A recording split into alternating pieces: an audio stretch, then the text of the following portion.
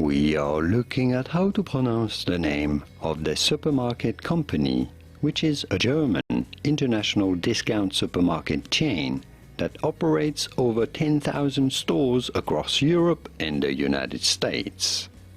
How do you go about pronouncing this name?